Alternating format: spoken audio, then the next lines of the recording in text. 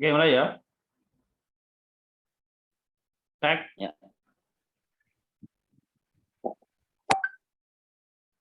Oke. Ya, kita mulai. Assalamualaikum warahmatullahi wabarakatuh. Waalaikumsalam.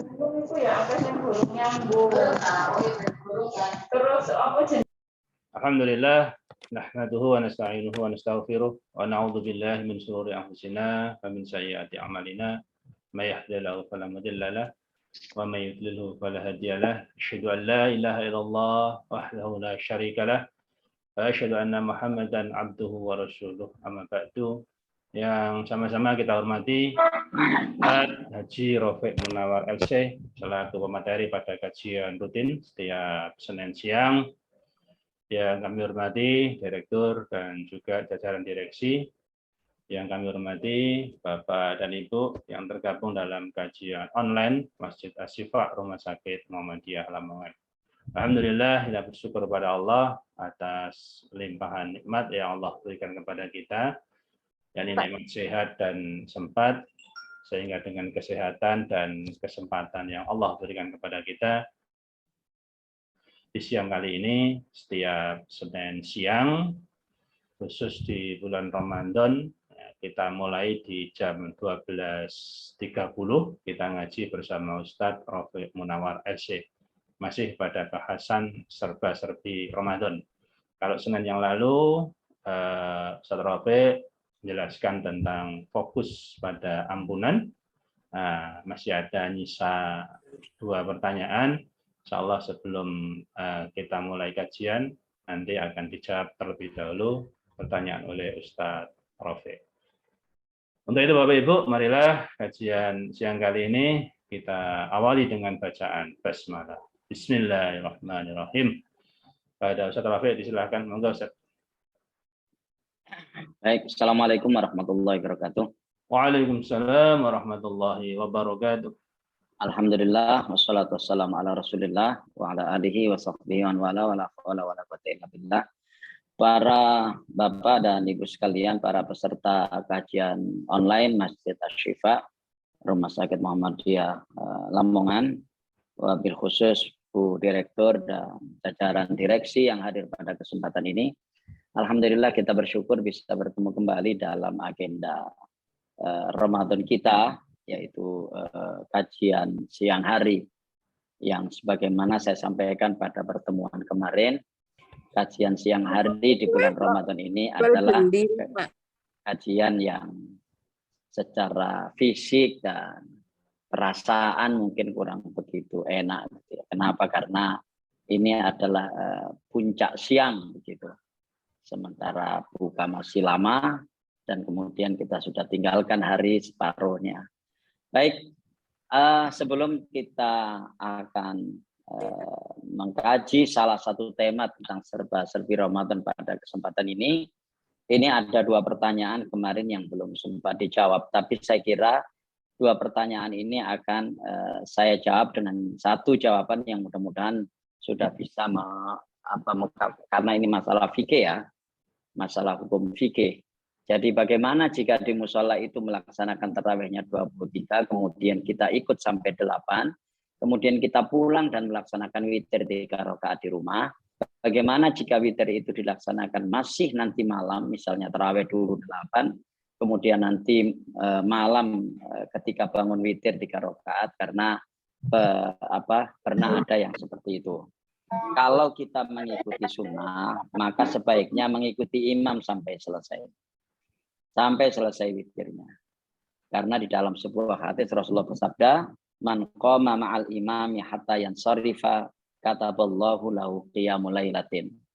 Barang siapa yang sholat mengikuti imam sampai selesai, maka akan dicatat seolah melakukan sholat malam itu seluruhnya. Nah, ini kalau kita bicara soal keutamaan, ini yang lebih utama. Ya. Tetapi apakah boleh? Ya, maka memang tidak ada yang mengharamkan. Apakah boleh kemudian 3 rakaatnya dilakukan sendiri dan seterusnya, memang tidak ada yang mengharamkan. Tetapi lebih utama sebagaimana hadis Rasulullah ini, ya, ka man qama ma'al imami hatta yansarifa kataballahu lahu qiyama lailatin. Barang siapa yang mengikuti salatnya imam sampai selesai, maka akan dicatat oleh Allah Subhanahu wa taala seperti salat semalam penuh. Jadi kalau saya ditanya, maka ini ya lebih utama yang perlu kita ikuti. Nah, oleh karena itu, ya kan, oleh karena itu saya kira sekarang kan kita mencari masjid yang sholat sebagaimana kehendak bilangan kita, itu kan tidak sulit. Ya, itu kan tidak sulit. Misalnya kita kepingin yang 11 rakaat misalnya, itu kan banyak, ya kan. Artinya tidak terlalu sulit untuk mencari masjid yang bilangan rakaatnya sebagaimana yang kita inginkan. Nah, kemudian begitu kita sholat bersama imam, ya kita ikuti sholatnya imam itu sampai selesai, ya sampai selesai. Nah, itu sebabnya di beberapa masjid kayak di Masjidil Haram misalnya, itu ada pergantian imam, gitu. Ya, ada pergantian imam. Ini mungkin untuk menjaga nih mereka-mereka yang kepingin cuma 8 rakaat.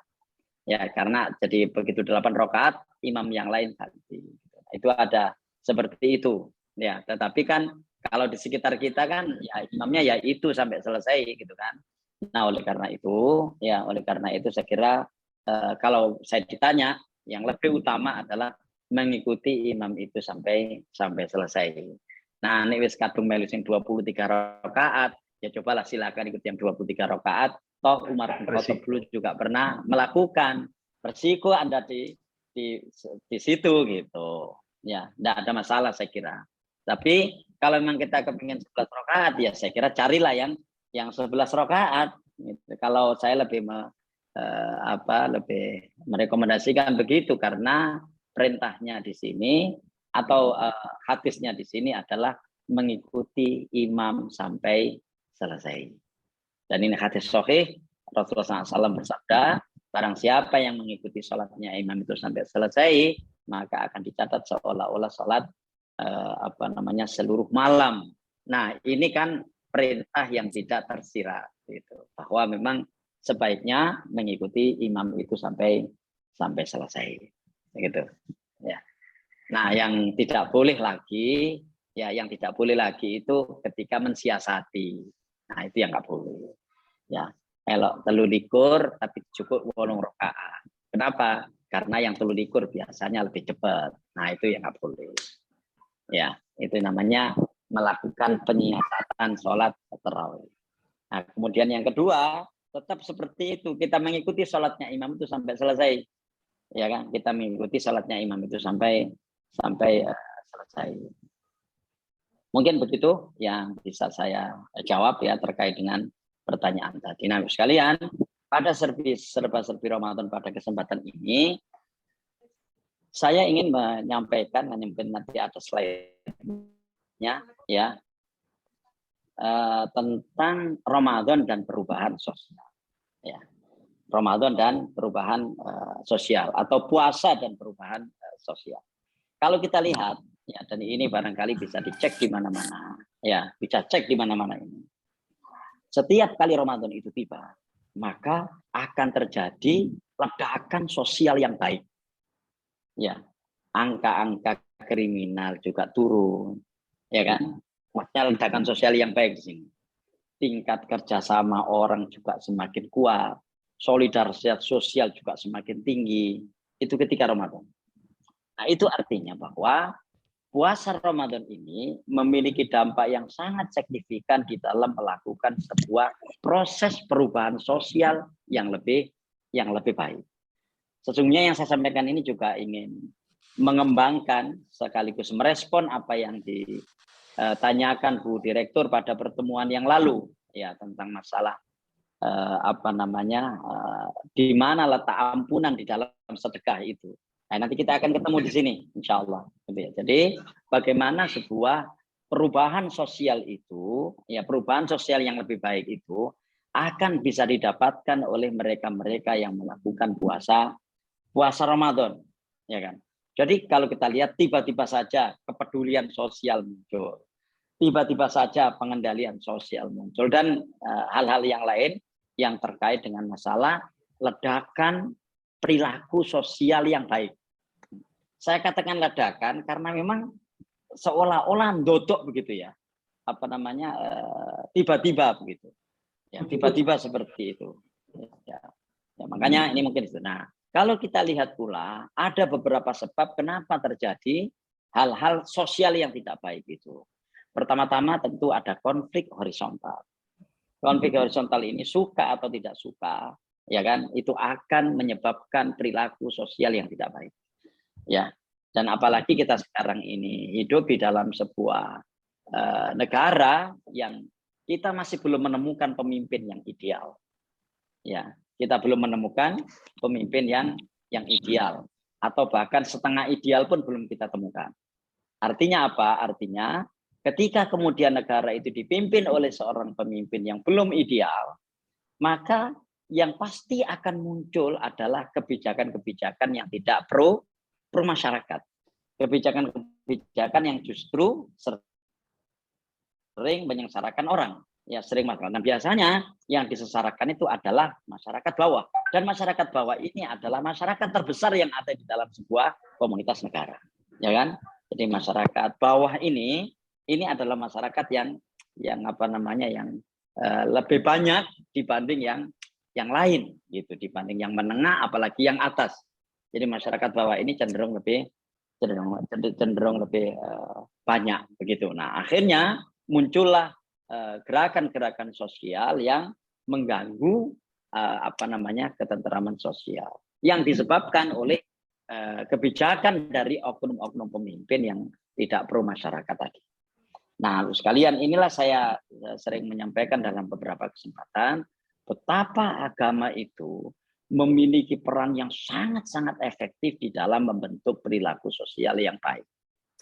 Ya, nah di sini tidak terkecuali puasa Ramadan. Nah, baiklah, barangkali saya ingin buka slide-nya. Mudah-mudahan tidak ada gangguan ya. Nah, ini bisa dilihat ya, Pak Pur ya. Yo, jelas. Baik, puasa dan perubahan sosial. Nah, kalau kita lihat ada beberapa poin penting tentang perilaku sosial yang kalau kita melaksanakan puasa Ramadan ini dengan benar, maka insya Allah itu akan tercapai. Pertama-tama adalah kerjasama sosial. Ya, kerjasama sosial. Di dalam hadis yang sudah sering kita dengarkan, ya, manfaat iman kana lahu mithlu ajrihi ghairu annahu la yanqusu min ajri shaimi syai'an. Barang siapa yang memberi buka pada orang yang berpuasa, maka baginya pahala seperti orang itu tanpa mengurangi pahala orang yang berpuasa sedikit. Jadi di sini sebuah kerjasama sosial itu dicontohkan dengan sebuah perilaku atau sebuah ibadah sosial. Jadi kalau kita lihat berbuka itu kan bagian dari ibadah kan. Jadi ibadah berbuka puasa itu ibadah. Kenapa? Karena ya itulah perintah Allah Subhanahu wa taala, ketika orang sudah waktunya berbuka maka dia berbuka. Tapi di dalam ibadah yang bernama berbuka ini ada kerjasama sosial yang bisa diciptakan. Apa itu? Memberi berbuka orang. Ya kan, memberi berbuka orang. Nah sekalian, kalau kita ingin melunakkan hati agar hati ini bisa tenang, agar hati ini bisa baik, jiwa ini bisa tentram, tidak keras dan seterusnya, maka lakukanlah kerjasama sosial. Ya, lakukanlah kerjasama sosial, dan alhamdulillah tradisi ini sudah dilakukan, ya, dan hampir tidak ada orang yang menolak ketika dimintai berbuka. Sesungguhnya itu secara tidak langsung, ya kan, orang yang melakukan itu ingin melakukan sebuah kerjasama sosial. Ya, nah begitu kerjasama sosial seperti ini terus dilakukan, ya kan, terus dilakukan, maka insya Allah akan terjadi sebuah proses perubahan perilaku sosial yang lebih baik, gitu kan, yang lebih baik. Bayangkan kemudian kalau memberi makan orang ini, ya itu sudah menjadi tradisi, sudah biasa dilakukan, maka akan terjadi kelembutan hati. Dan kelembutan hati itu akan menghadirkan perilaku sosial yang baik. Ya, akan menghadirkan perilaku sosial yang baik. Sehingga hampir tidak kita temukan orang-orang yang gampang memberikan makan kepada orang terus keras kepala. Nggak kita temukan itu. Gitu loh. Ya kan? Nah, ini saya kira yang penting untuk menjadi bahan renungan kita di dalam bulan Ramadan ini. Kenapa memberi makan orang, ya, memberi berbuka orang itu mendapatkan pahala yang luar biasa, memberikan keutamaan yang biasa. Kenapa? Karena memberi berbuka orang itu secara tidak langsung orang ini sedang melakukan kerjasama sosial yang baik. Dan kerjasama sosial yang baik itu, sekalian, itu akan menghadirkan perubahan perilaku sosial yang lebih baik. Gitu. Ya, kelihatan sederhana kan? Cuma memberi berbuka orang. Kita ingin mendapatkan pahala. Ya, insya Allah. Kita akan mendapatkan pahala dari Allah Subhanahu wa Ta'ala karena kita memberi berbuka orang. Tapi ada efek lainnya. Ada efek sosial yang sangat-sangat luar biasa. Yaitu bahwa ketika orang itu gampang memberi makan orang lain, ya kan? Maka orang ini pastilah akan gampang diajak untuk melakukan kerjasama sosial. Dan ketika kerjasama sosial itu gampang diciptakan dalam sebuah masyarakat, maka akan terjadi perubahan perilaku sosial yang lebih baik. Bayangkan kalau di dalam sebuah masyarakat itu, ya kan, para penghuninya, para penduduknya itu pada egois semua. Pada individualis semua, dijak urunan ini kak gelem, dijak memberi makan orang enggak mau, diajak ini ada ada kupon yang harus kita berikan untuk bantu ini enggak mau dan seterusnya. Saya sangat-sangat meyakini kondisi seperti itu akan menghadirkan perilaku sosial yang tidak baik. Ya kan? Pasti orang seperti itu akan melakukan hal-hal yang tidak baik di tengah-tengah masyarakat. Nah, karena itulah, Bapak sekalian, ya wallahu a'lam bishawab, menurut saya, jangan sekali-kali kita meremehkan memberikan buka pada orang lain. Ya, memberi buka kepada orang lain itu tentu pertama-tama akan mendapatkan pahala dari Allah SWT, sebagaimana janji Rasulullah SAW yang ada di dalam hadis itu. Dan kemudian yang kedua, ada efek sosialnya.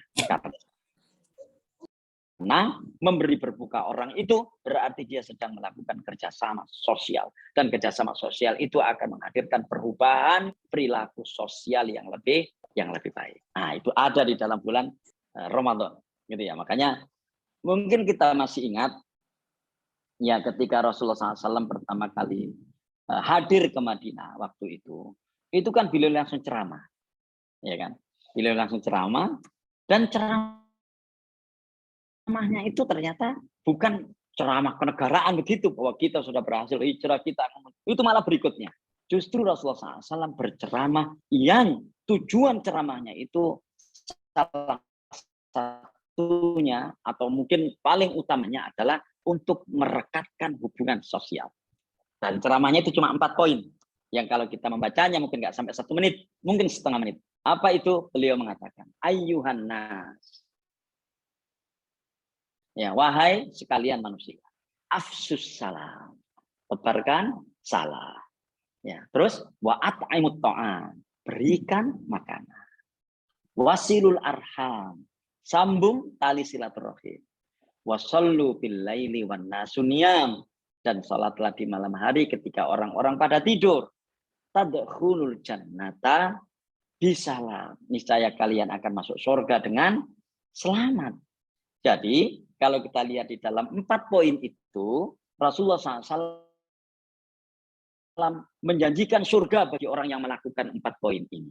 Tapi tahukah kita bahwa ada efek sosialnya di situ? Apa? Merekatkan hubungan sosial. Dan salah satunya ada wa'at imut ta'am, dan berkanan. Ya kan? Berikan makanan. Nah, itu yang pertama ya, yang bisa kita ambil dari bulan atau puasa Ramadan ini, kerjasama sosial. Yang kedua adalah solidaritas sosial. Ya. Jadi solidaritas sosial. Ini hadisnya mungkin juga sudah sering kita dengarkan, ya kan? Bahwa Rasulullah SAW itu sudah waktu di waktu tarhib Ramadan kemarin, ya waktu pengajian menjelang Ramadan atau kajian menjelang Ramadan kemarin juga di antara amal-amal penting itu sudah kita sampaikan, yaitu bahwa Rasulullah itu dikenal dermawan, tapi beliau lebih dermawan di bulan Ramadan. Nah, sekalian, inilah yang disebut dengan solidaritas sosial. Dan kalau solidaritas sosial ini atau efek dari solidaritas, efek dari berinfak yang banyak ini kan adanya solidaritas sosial. Jadi masing-masing akan berusaha untuk terlibat di dalam menanggung beban yang lainnya. Ya, jadi masing-masing akan merasa terlibat untuk menanggung beban yang lainnya. Nah, gitu kan? Beban yang lainnya. Nah, ini kan luar biasa. Dan inilah solidaritas sosial. Dan manakala solidaritas sosial itu sudah terbiasa terjadi di masyarakat, lagi-lagi perlu saya sampaikan akan ada perubahan sosial yang lebih baik. Nah, apalagi di dalam bulan Ramadan, gitu. Karena itu marilah kita perbanyak infak di bulan Ramadan ini semampu kita. Ya, kenapa? Karena memang di sana ada pahala yang luar biasa dari Allah Subhanahu wa taala, dan juga yang penting perlu kita cermati, ada sebuah proses perubahan perilaku sosial di dalam masyarakat. Nah, kenapa? Karena sekalian di dalam infak dan sedekah itu ada dua hal penting. Pertama, di dalam infak dan sedekah itu ada solidaritas sosial, sebagaimana yang kita sampaikan di sini, ya kan? Jadi ya orang yang terbiasa berinfak itu, ya dia akan menjadi orang yang solider kepada orang lain, ya kan? Dan menciptakan suasana solidaritas di dalam diri seseorang itu satu-satunya cara ya memberi orang lain. Ya, jadi saya ulang sekali lagi, menciptakan suasana solidaritas di dalam diri seseorang. Caranya ya memberi sesuatu pada orang lain. Nggak mungkin orang kikir itu akan memiliki sifat solidaritas sosial. Nggak mungkin orang pelit itu akan memiliki sifat solidaritas sosial. Dan kita juga sangat-sangat meyakini bahwa solidaritas sosial ini adalah bagian dari keseluruhan ibadah yang diperintahkan oleh Allah Subhanahu wa taala, dan itu tidak bisa dipisah-pisahkan. Karena itu kita kenal ada istilah hablum minallah dan hablum minan nas, itu jadi satu. Bahwa orang itu akan dikatakan baik manakala dua-duanya ini jalan. Ya kan? Manakala dua-duanya ini jalan. Dia tidak berhenti di dalam ibadah-ibadah ritual, tapi dia juga menjalankan ibadah-ibadah sosial. Nah, baik, itu yang pertama. Jadi di dalam infak dan sedekah itu ada solidaritas sosial. Sehingga para pelaku infak dan sedekah inilah yang sangat memungkinkan orang ini menjadi solidarity maker. Faktor pemersatu di dalam masyarakat. Ya, faktor pemersatu di dalam masyarakat. Gitu. Artinya jangan bermimpi orang yang pelit itu bisa menyatukan masyarakat. Ya, jangan bermimpi orang yang kikir itu bisa mempersatukan masyarakat. Tidak bisa. Solidarity maker itu hanya bisa dilakukan oleh orang-orang yang memiliki watak solidaritas sosial. Ya, saya ulang sekali lagi, solidarity maker itu hanya bisa dilakukan itu oleh orang-orang yang memiliki watak dan karakter solidaritas sosial. Itu yang pertama. Yang kedua, di dalam infak dan sedekah itu, Bapak Ibu sekalian, itu ada pembelaan terhadap orang-orang lemah. Dan saya ingin mengatakan pada kesempatan ini, pembelaan kepada kaum du'afa itu adalah perilaku sosial yang sangat tinggi. Ya, saya sekali lagi. Pembelaan terhadap itu perilaku. Ya, jadi di dalam infak dan sedekah itu ada pembelaan sosial, ada pembelaan terhadap orang-orang yang lemah. Apakah orang-orang lemah itu adalah lemah dengan sendirinya? Artinya memang dia secara kehidupan miskin, du'afa, ataukah dilemahkan? Ya, misalnya dilemahkan oleh rejim yang otoriter sehingga kita kenal istilah mustada'afin. Mustada'afin itu orang yang dilemahkan. Seperti Bani Israel yang dilemahkan oleh Fir'aun. Sehingga mereka Bani Israel pada masa Fir'aun itu disebut mustada'afin, dan kemudian Allah mengutus di antara kaum mustada'afin ini yang bernama Nabi Musa, yang kemudian mengangkat mereka yang mustada'afin ini sehingga kemudian mereka menjadi orang-orang kuat setelah Fir'aun itu ditenggelamkan oleh Allah Subhanahu wa taala. Jadi begitu. Karena apa? Karena lemah itu ada dua begini ya.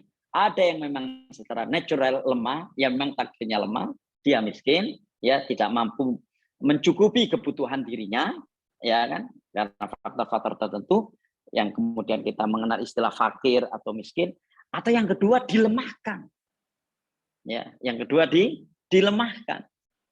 Ya, salah satunya itu tadi dilemahkan oleh rejim yang otoriter, dilemahkan oleh rejim yang individualis, dilemahkan oleh pemerintahan yang korup dan seterusnya, sehingga kemudian menjadi kaum mustada'afin. Nah, infak dan sedekah itu mengangkat dua-duanya ini. Mengangkat kaum lemah dan mengangkat kaum mustada'afin. Mengangkat kaum du'afa dan mengangkat kaum mustada'afin. Nah, makanya sekalian, luar biasa Ramadan itu di dalam merubah perilaku sosial. Jadi, istilahnya kalau kita lihat infak dan sedekah ini akan masuk ke arah cuaca yang lebih terang, ya kan? Cuaca yang lebih baik, bukan cuaca yang buram dan bukan pula cuaca yang suram. Gitu. Nah, makanya ya kita kan sudah terbiasa kan di Rumah Sakit Muhammadiyah ini misalnya itu, ya. Nah, tahu kita sering gitu ya, misalnya ada bakti sosial di daerah selatan sana, dan kemudian menyelenggarakan di tempat-tempat yang lain. Coba di situ, cuaca sosial pasti akan berubah, ya kan? Cuaca sosial pasti akan berubah. Apalagi itu kemudian oleh rumah sakit yang kita cintai ini dilakukan secara kontinu, berkesinambungan, gitu. Nah, lagi-lagi sekalian, inilah subhanallah Ramadan itu luar biasa, dan itu sebabnya kenapa Rasulullah itu dikenal dermawan. Tapi beliau lebih dermawan ketika di bulan Ramadan. Nah, lihat bagaimana perubahan sosial terjadi di masyarakat ketika kemudian infak dan sedekah ini menjadi sesuatu yang terbiasa dilakukan gitu. Ini ada hadis lain tentang infak dan sedekah ya. Mestinya kita perlu takut menjadi orang kikir ketika melihat hadis ini. Jangan sampai jadi orang kikir ketika melihat hadis ini. Di dalam hadis ini Rasulullah bersabda, "Ma min yaumin," ini hadis Bukhari Muslim ini. "Ma min yaumin yusbihul ibadu fihi illa malakani yanzilan." Ya. Jadi tidaklah suatu hari yang dilewati seseorang hamba melainkan pada pagi hari itu ada dua malaikat yang turun dan berdoa. Jadi setiap hari itu, ya kan? Ya, ini hadis Bukhari dan Muslim dari Abu Hurairah. Ya, setiap hari itu ada dua malaikat yang turun. Ya, setiap hari itu, tiap pagi hari itu. Ya, tiap pagi hari itu. Ya. Kemudian dua malaikat ini ketika turun itu berdoa dua-duanya. Nah, kita lihat di sini. Fayaqulu ahaduhuma, maka salah seorang di antaranya, di antara dua orang ini salah satunya berdoa, Allahumma a'ti munfiqan khalafa. Ya Allah, berikanlah ganti harta orang yang berinfak. Jadi orang yang berinfak itu didoakan oleh para malaikat supaya hartanya yang diinfakkan ini diganti oleh Allah Subhanahu wa taala dengan yang lebih baik dan lebih banyak. Ini yang berdoa malaikat ini. Iya kan? Nah, tetapi malaikat yang satunya berdoa apa? Allahumma a'ti mumsikan talafa. Ya Allah, habiskanlah, ya habiskan harta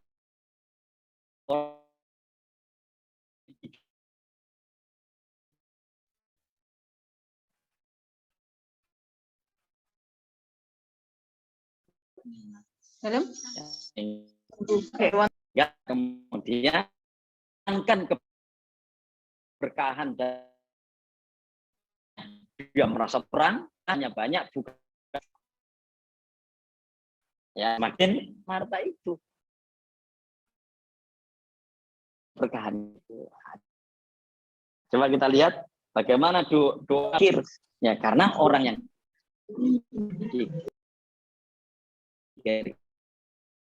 itu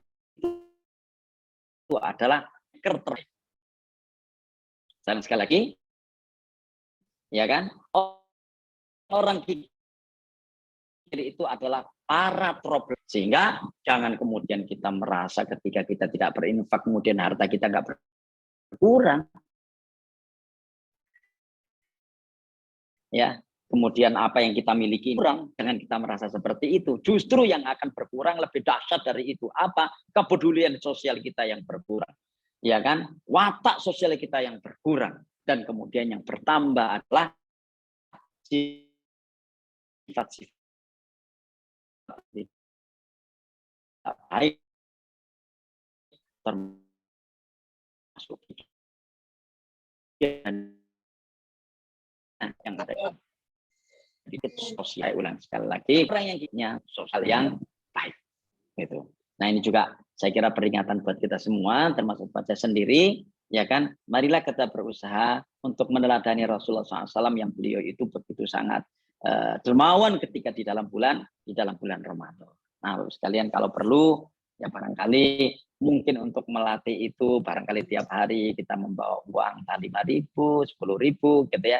Kemudian ketika terawih kita masukkan ke infak dan seterusnya. Anak-anak kita juga kita demikian. Artinya paling enggak itu adalah cara untuk menumbuhkan rasa memberi, ya, menumbuhkan rasa memberi gitu, ya.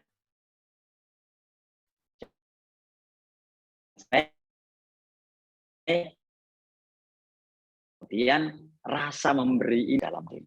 Ya ketika dia memberi itu ada kelegaan di dalam diri. Jangan sampai naudzubillah ketika jiwa itu sakit, ketika memberi itu malah ada kesumpekan di dalam dirinya. Waduh, berkurang nih harta saya ketika saya gunakan untuk memberi. Nah itu kan ada dirasa. Ya. Jadi rasa memberi. Dan saya sudah menyampaikan bab itu bahwa Islam itu ingin membentuk mental para umatnya ini mental memberi, bukan mental menerima, apalagi mental meminta-minta. Ya, apalagi mental meminta. Nah, itu yang kedua, ya. Makanya hadis doanya para malaikat ini perlu kita cermati bersama gitu ya. Dan mungkin juga kita hafal doa ini, meskipun nggak kita panjatkan. Supaya apa? Supaya kita berada di dalam lingkup doanya mereka itu. Allahumma a'ti munfiqan khalafa. Ya Allah, anugerahkanlah ganti harta bagi orang yang berinfak. Ya Allahumma a'ti mumsikan talafa. Ya Allah, berikanlah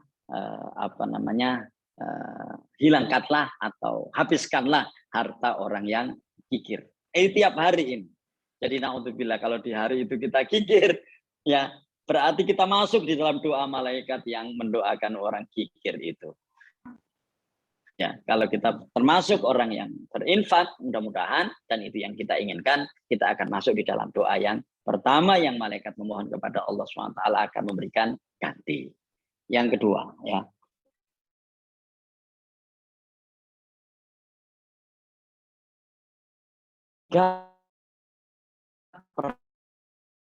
Pergaulan sosial.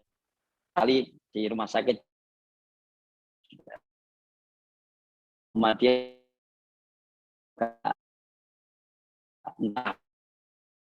berapa kali hadis ini disampaikan kepada hablum minallah dan hablum minan nas, itu ada di hadis ini. Nah, ittaqillaha haitsu ma kunta wa atnasa bi khuluqin hasan. Bertakwalah kalian kepada Allah bertakwalah kepada Allah dimanapun kamu berada. Ikutilah kejelekan itu dengan kebaikan, niscaya kebaikan akan menghapusnya. Ya kan? Nasabi khuluqin hasan, dan pergaulah manusia dengan beberapa ya amalan di dalam bulan Ramadan ini yang dilakukan bersama saya mulai.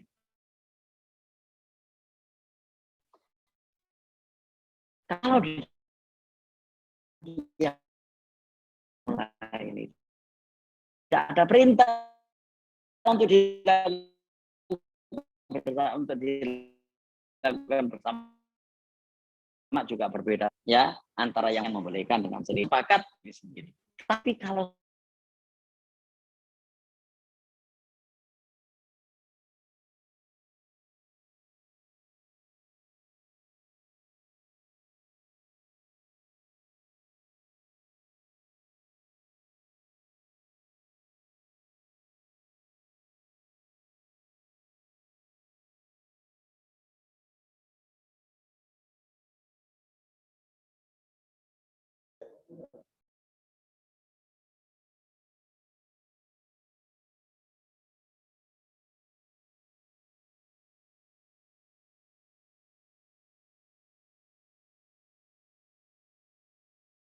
Ustaz Rafi.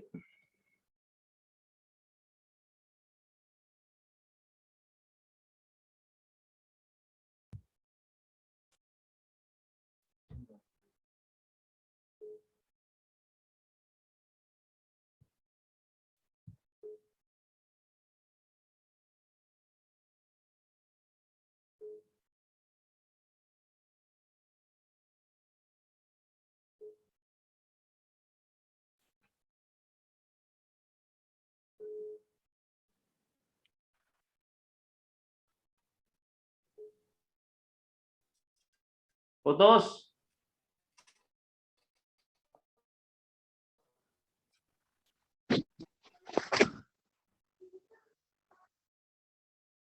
oke, kita lanjutkan.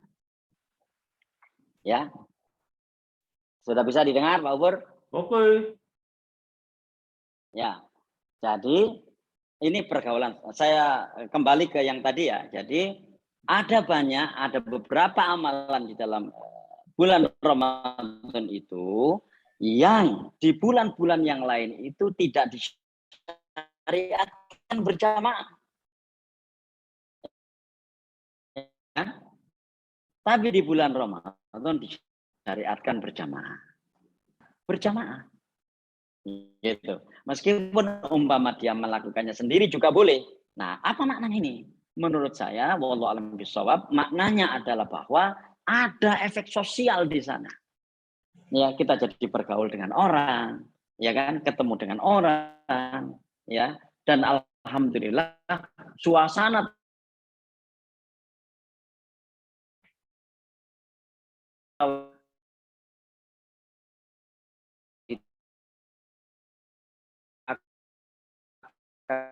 berikan nuansa yang itu. Pula kita kemudian kayak berbuka.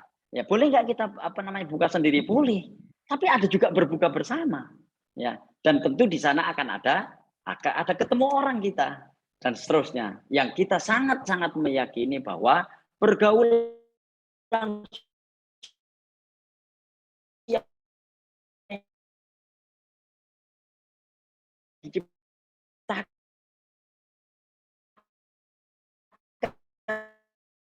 oleh sebuah ibadah dalam apapun orang buka bersama itu nggak mungkin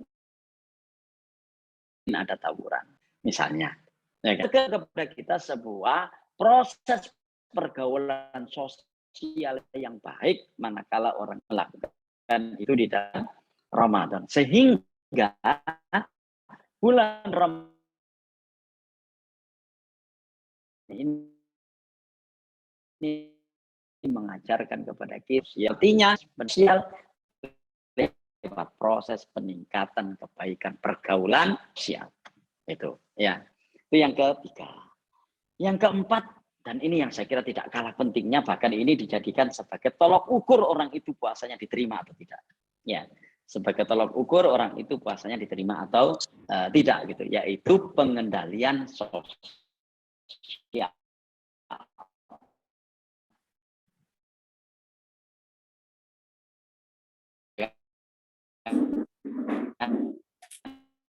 Pengendalian sosial.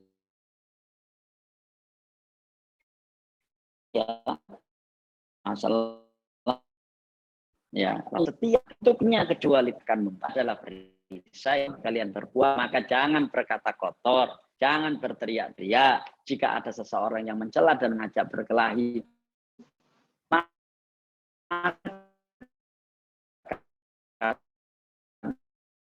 aku sedang yang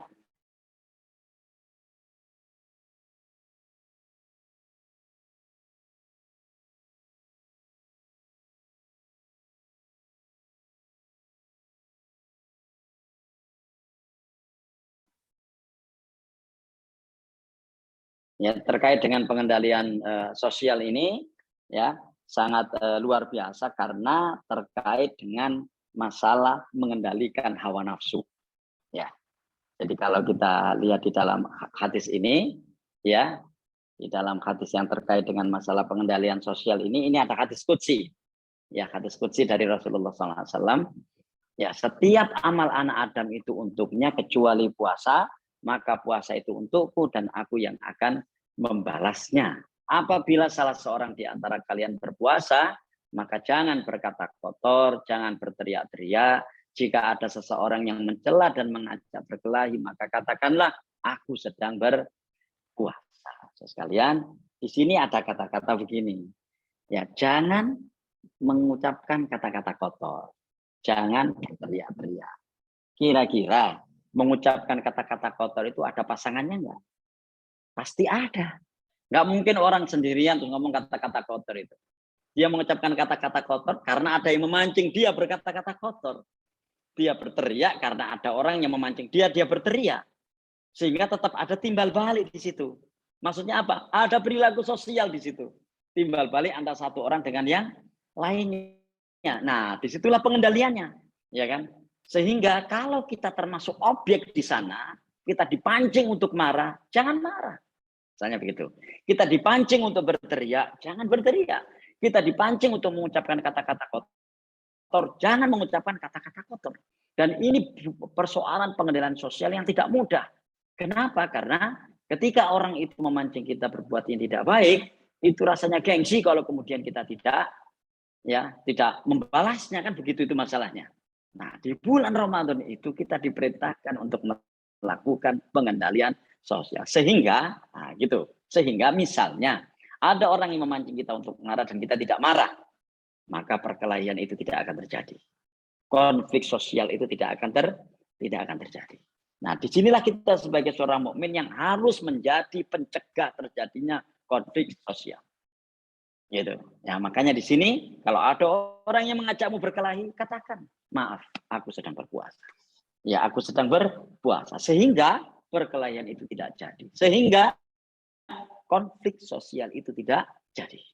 Gitu. Nah, lihat, bayangkan ini di dalam bulan Ramadan. Persoalan pengendalian sosial ini memang luar biasa, Bapak sekalian, sehingga hal-hal yang seperti ini yang perlu kita cermati bersama, gitu ya. Sehingga perilaku sosial kita itu terukur sebagaimana yang dibutuhkan. Ya kan? Perilaku sosial kita itu terukur sebagaimana yang dibutuhkan. Ya. Pelampiasan emosi kita juga terukur sebagaimana yang dibutuhkan. Bukan berarti orang tidak boleh marah, orang boleh marah. Ya kan? Tetapi harus terukur itu malahnya, dan kalau dia tidak marah itu lebih baik. Kan begitu. Kenapa? Karena di dalam diri seseorang pasti juga akan punya harga diri, kan? Kemudian ketika diinjak-injak orang lain terus dia diam misalnya, ya berarti dia harus berusaha untuk bisa melampiaskan marahnya yang terukur itu, sehingga orang tidak lagi menginjak-injak harga dirinya, dan begitu seterusnya. Bayangkan di sini sampai sangat detail gitu ya. Fa insabahu ahadun, ketika ada orang mencelanya, au qatalahu, atau mengajaknya berkelahi, sampai seperti itu. Ya, falyaqul inni shaimun. Maka katakanlah sesungguhnya aku sedang berpuasa. Nah, sekalian, saya kira 4 hal inilah yang mudah-mudahan tercipta di dalam bulan Ramadan ini, dan mudah-mudahan keempat hal inilah kita ini semua kaum muslimin, muslimat yang menjadi pelopor untuk menegakkan keempat hal ini. Pertama, kerjasama sosial. Yang kedua, solidaritas solidaritas sosial. Kemudian yang ketiga adalah pergaulan sosial, Dan yang keempat adalah pengendalian sosial yang insya Allah keempat-empatnya bisa tercipta di dalam bulan Ramadan ini. Mungkin demikian yang bisa saya sampaikan dan kurang lebihnya mohon maaf. Assalamualaikum warahmatullahi wabarakatuh. Waalaikumsalam warahmatullahi wabarakatuh. Demikian Bapak Ibu kajian kita bersama Ustadz Rafiq Munawar LC mengkaji tentang Ramadan dan masalah sosial. Masih ada waktu 10 menit. Ada pertanyaan tertulis dari Dr. Riana. Monggo, Ustaz, 2 pertanyaan. Ya, mohon izin Ustaz. Beberapa tahun ini fenomena bagi-bagi takjil atau nasi marak di jalan-jalan. Tadi dijelaskan bahwa jika kita memberi makan buka puasa pada orang yang berpuasa, maka akan mendapatkan pahala sebanding dengan orang yang berpuasa. Bagaimana? Ya, sama. Ya, apa namanya? Bagi-bagi puasa. Ya, tapi di sini kan dikatakan takjil ya dan nasi. Ya saya kira berbuka puasa yang mencukupi buat mereka, buat orang yang berpuasa. Artinya lebih utamanya seperti itu ya, tidak hanya memberi takjil yang hanya 3 butir kurma dan 1 gelas makanan gitu ya. Maaf 1 gelas air yang kecil itu. Jadi apakah juga termasuk itu? Iya termasuk itu. Termasuk memberikan berbuka yang orang di jalan-jalan itu. Ya. Tapi menurut saya ya supaya lebih efektifnya ya memang tidak ada masalah, tetapi memang harus terukur benar-benar itu akan dimakan oleh orang-orang yang berpuasa. Yang kedua, bagaimana hukumnya dengan guyonan bercanda hingga terbahak-bahak di saat sedang berpuasa? Harus dihindari. Ya harus dihindari ya. Ya meskipun kadang-kadang yang seperti ini biasanya spontanitas terjadi ketika memang ada yang menyebabkan kita terbahak-bahak. Tapi ya segeralah kita beristighfar kepada Allah Subhanahu wa taala dan kemudian tidak melakukan hal itu. Mungkin gitu Bu Dokter. Oke. Terima kasih Ustaz Rafiq atas jawabannya. Masih ada waktu. Pak Ustadz. Oke, langsung. Mohon izin Pak Ustadz. Ini itu yang bagi-bagi takjil atau nasi itu kadang-kadang kan tidak tepat sasaran gitu loh maksudnya. Mungkin saja itu juga, ya? ada yang nggak puasa atau malah non muslim kan itu banyak tuh di jalan-jalan gitu ya dibagi-bagiin tanpa ada entah siapa yang nerima gitu. Itu bagaimana gitu? Ya. Tenun, ya tentu yang pertama-tama Allah tidak akan pernah keliru di dalam memberikan pahala kepada orang. Ya, tidak akan pernah keliru. Sehingga ya makanya saya katakan tadi bahwa harus dipastikan ya bahwa memang dia sedang memberi makan orang yang berpuasa. Apakah tidak mendapatkan pahala memberikan makan kepada orang yang non muslim? Dapat pahala, tapi tidak masuk di sini. Ya, tidak masuk yang terkait dengan masalah ini. Gitu karena ini memang secara khusus manfaat toroso iman, memberikan makan kepada orang yang berpuasa. Nah, karena itulah ya silakan saja untuk melakukan hal itu dimanapun, tapi memang pastikanlah bahwa itu untuk orang yang berpuasa. Ya, kalau bisa pastikanlah itu untuk orang yang berpuasa. Nah, terkait dengan yang di jalan-jalan itu, ya kemudian ya kita kan nggak tahu Ustadz itu nanti mungkin yang makan adalah orang non muslim dan seterusnya. Nah, itu yang saya katakan. Allah tidak akan pernah keliru di dalam memberikan pahala kepada hambanya. Karena itulah maka pastikan seperti itu. Kalau memang kita tidak bisa memastikan dengan cara seperti itu, maka lakukanlah di tempat-tempat yang memang orang itu sedang berpuasa dan sedang berbuka puasa. Masjid misalnya, panti asuhan misalnya, ada banyak tempat yang saya kira lebih bisa dipastikan. Ya, kalau yang terkait dengan masalah musafir dan seterusnya itu mungkin sekarang sudah ada solusi kan, ada masjid-masjid yang di dekat di jalan raya sehingga kemudian para musafir itu kemudian datang ke masjid itu untuk melakukan puasa, untuk melakukan buka puasa. Mungkin begitu. Ini ada lagi nih Pak bertanya. Ya, dari Mas Rafiq. Pertanyaan tertulis, monggo silakan. Terkait pengendalian sesat, menurut kami cukup berat Ustadz. Mohon izin kami bisa diberikan tips agar mudah menjalankannya. Iya, memang berat. Karena kalau tidak berat, gitu ya. Saya dari awal mengatakan puasa itu Ya, itu kalau orang-orang tua kita dulu itu menamakannya sebagai ibadah tirakat. Ya. Dan ibadah tirakat itu tidak ada yang tidak berat. Ibadah tirakat itu maksudnya beratnya itu bukan semata-mata di lapar dan dahaganya itu. Tapi di konsekuensinya, implikasinya, hal-hal yang melingkupinya. Gitu ya. Itu memang berat ibadah tirakat. Yang namanya juga tirakat, tetapi tirakat itu selalu untuk hal-hal besar. Ya kan? Tirakat itu selalu untuk hal-hal besar. Dan karena itulah hadis tentang puasa itu Allah berfirman, ya kan? Puasa itu untukku kata Allah. Langsung disebut oleh Allah. Ya, puasa itu untukku dan aku yang akan membalasnya. Maksudnya aku yang akan membalasnya sesuai dengan kehendakku. Ya kan? Artinya balasan yang tanpa batas. Nah, sekarang bagaimana tipsnya? Nah, ini sekalian, orang itu ketika ya, energi positifnya itu keluar lebih banyak, ya kan? Maka dengan sendirinya akan meminimalisir energi negatifnya, ya kan? Jadi kalau kekuatan positifnya itu keluar banyak, maka otomatis kekuatan negatifnya ini ya akan terminimalisir, gitu kan? Nah, itu Mas Pak Rofik ya, itu sebabnya kenapa kemudian di dalam puasa itu dikelilingi oleh amal-amal perbuatan yang cukup banyak, yang keseluruhannya mengeluarkan energi positif supaya supaya energi yang negatif ini terminimalisir keluarnya atau dicegah keluar. Misalnya ini ya, misalnya sehari semalam itu 24 jam misalnya. Ya, kita tidur 8 jam. Ya, kan berarti tinggal berapa? Tinggal 16 jam. Ya. 16 jam itu misalnya kita pakai tilawah saja 10 jam misalnya. 10 jam kita pakai tilawah. Apakah mungkin Ustaz? Bisa. Insya Allah bisa kalau kita terus belajar memperbanyak tilawah.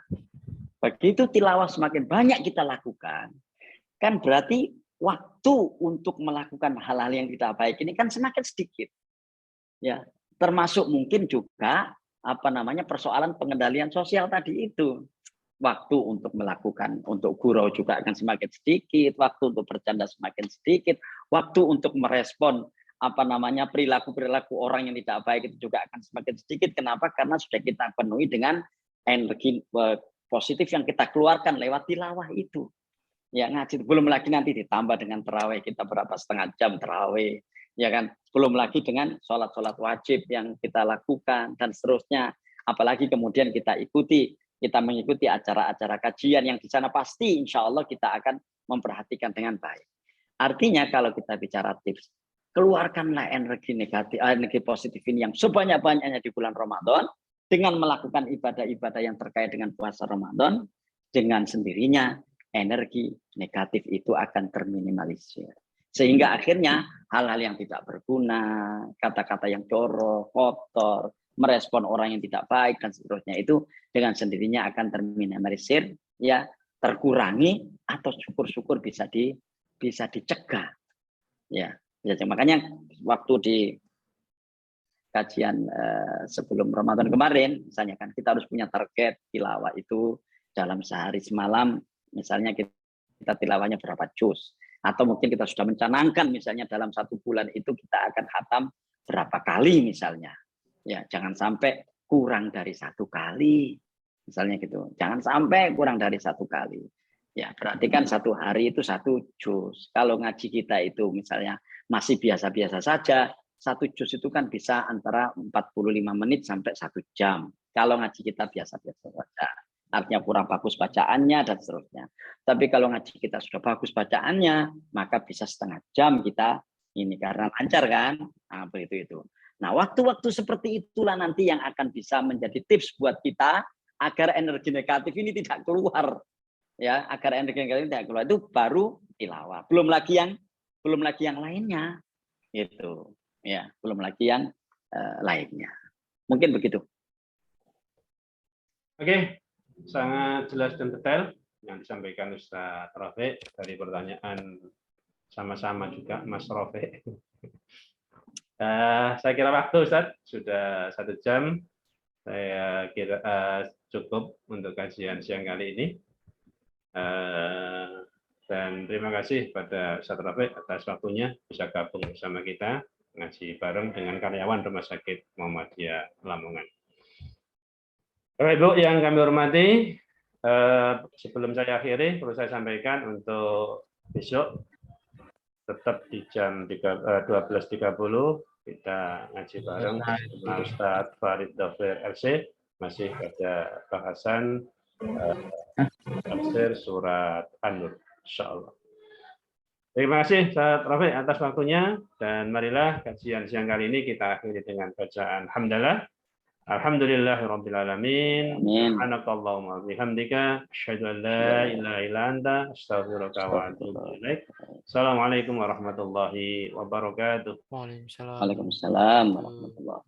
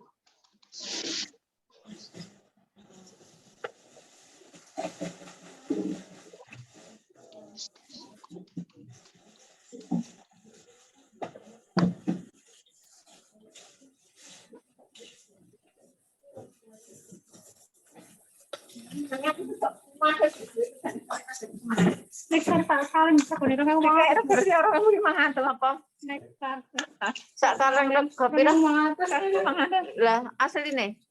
30.000 tapi ini tahu tuku. Dalam pokok 2.500. Saiki rung sing cilik. Nggih. Rung kan entek. Kita pernah pira ngono ta, Bu? Terus maring kok kita pernah iki loro, nggih pun kalih. Kok isek ra enak atiku. Mari tak kei dhuwit. Kupon 50.000. Kira 15.000 ta. Kita itu ketemu. Ya.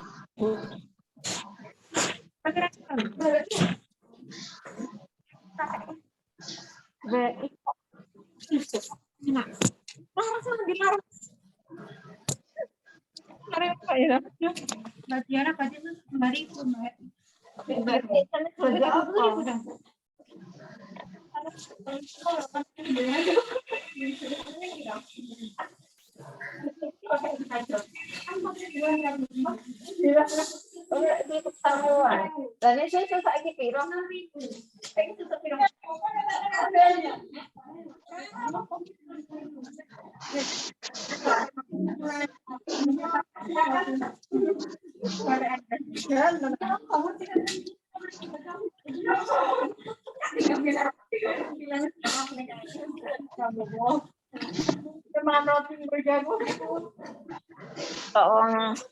Anu.